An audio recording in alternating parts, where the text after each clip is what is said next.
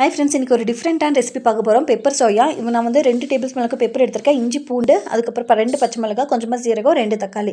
இதை வந்து மிக்ஸி ஜாரில் போட்டு நல்லா பேஸ்ட்டாக அரைச்சி எடுத்துக்கலாம். இப்போ வந்து ஒரு கடாய் வச்சுருக்கேன். அதில் வந்து கொஞ்சமாக எண்ணெய் ஊற்றி, எண்ணெய் சூடானதுக்கப்புறமா வந்து நம்ம கடுகு போட்டுக்கலாம். கடுகு நல்லா பொரிஞ்சதுக்கப்புறம் தான் நம்ம வெங்காயம் போடணும். கடுகு நல்லா பொரியட்டும், அப்போ தான் வந்து நல்லா ஸ்மெல் இருக்கும்.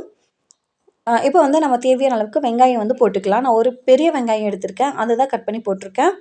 வெங்காயம் கொஞ்சம் நல்லா வதங்கட்டும். வெங்காயம் வதங்கினதுக்கப்புறம் நம்ம அரைச்சி வச்சுருக்கோம் இல்லையா, அந்த பேஸ்ட் அதை வந்து இதில் ஆட் பண்ணிக்கலாம். இந்த பேஸ்ட் வந்து நல்லா பச்சை வாசனை போகிற வரைக்கும் நல்லா கொதிக்க வைக்கணும். அந்த இஞ்சி பூண்டு ஸ்மெல்லெல்லாம் நல்லா போகணும்.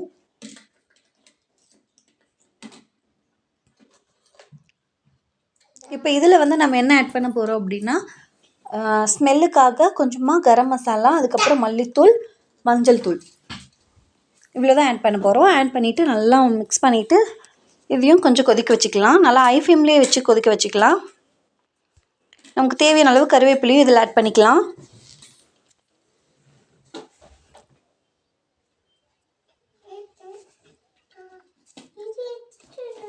நல்லா கொதிக்கணுங்க. இப்போ வந்து நம்ம தேவையான அளவு உப்பு இதிலேயே ஆட் பண்ணிக்கலாம். இப்போவே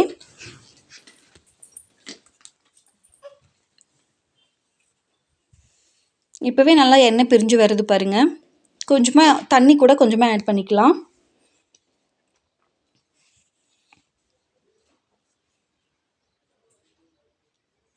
கொஞ்சம் கொதிக்கட்டும்.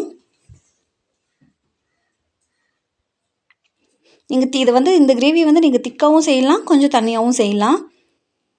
இப்போ பாருங்கள் நல்லா கொதிச்சிருச்சு. இதில் நம்ம வேக வச்சுருந்தா சோயாவை எடுத்து இதில் போட்டுக்கலாம். நான் சுடு தண்ணியில் தான் சோயா போட்டு வேக வச்சுருந்தேன். சரி, ஒரு 10 நிமிஷம் மேலே, 10 நிமிஷத்துக்கு மேலேயே இருக்கும். ஊற வச்சுருந்தேன், அதுவே வெந்திருக்கும்.